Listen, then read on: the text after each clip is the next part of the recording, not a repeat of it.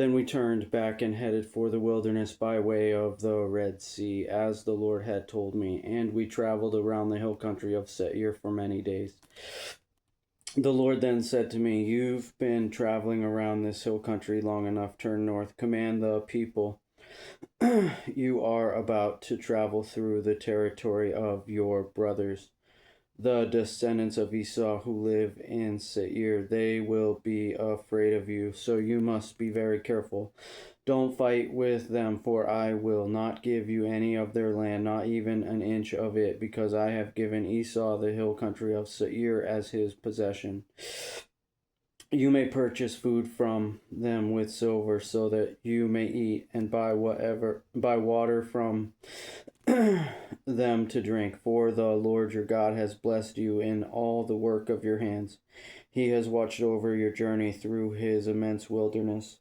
The Lord your God has been with you this past 40 years, and you have lacked nothing."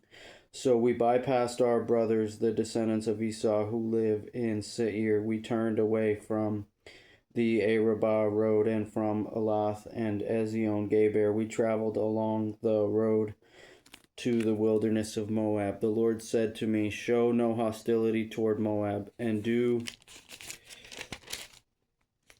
not provoke them to battle, for I will not give you any of their land as a possession, since I have given Ar as a possession to the descendants of Lot, the Amim, a great and numerous people, as tall as the Anakim, have previously lived there.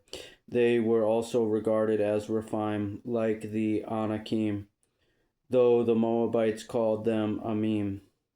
The Horites had previously lived in Seir, but the descendants of Esau drove them out, destroying them completely and settling in their place, just as Israel did in the land of its possession the Lord gave them.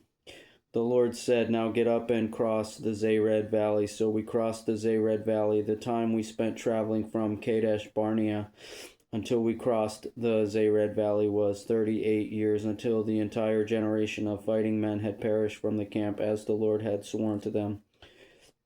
Indeed, the Lord's hand was against them, to eliminate them from the camp until they had all perished. When all the fighting men had died among the people, the Lord spoke to me, "Today you are going to cross the border of Moab at Ar. When you get close to the Ammonites, don't show any hostility to them or fight with them, for I will not give you any of the Ammonites' land as a possession. I have given it as a possession to the descendants of Lot. This too used to be regarded as the land of the Rephaim. The Rephaim lived there previously, though the Ammonites called them Zamzumim, a great and numerous people, tall as the Anakim. The Lord destroyed the Rephaim at the advance of the Ammonites, so that they drove them out and settled in their place. This was just as he had done for the descendants of Esau who lived in Seir. When he destroyed the Horites before them, they drove them out and have lived in their place until now.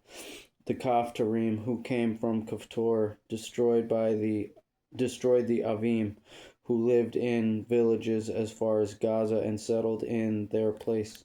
The Lord also said, "Get up, move out, and cross the Arnon Valley. See, I have handed Sihon the Amorite, king of Heshbon, and his land over to you. Begin to take possession of it. Engage him in battle. Today I will begin to put the fear and dread of you on the peoples everywhere under heaven.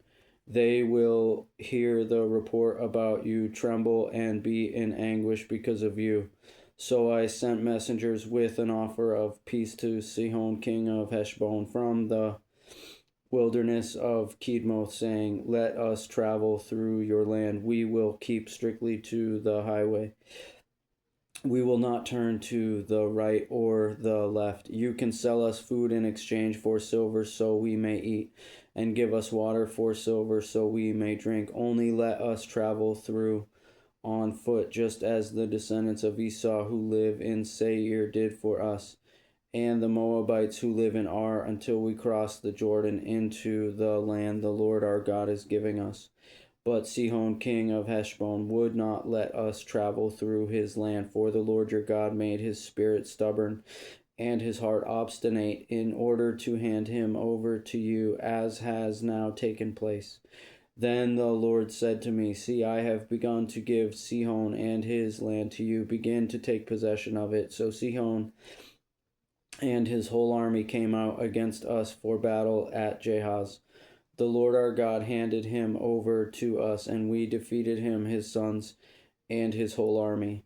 At that time we captured all his cities and completely destroyed the people of every city, including the women and children. We left no survivors. We took only the livestock and the spoil from the cities we captured as plunder for ourselves.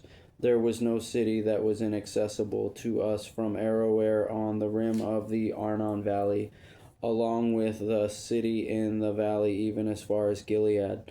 The Lord our God gave everything to us, but you did not go near the Ammonites' land. All along the bank of the Jabbok River and the cities of the hill country, everything that the Lord our God had commanded.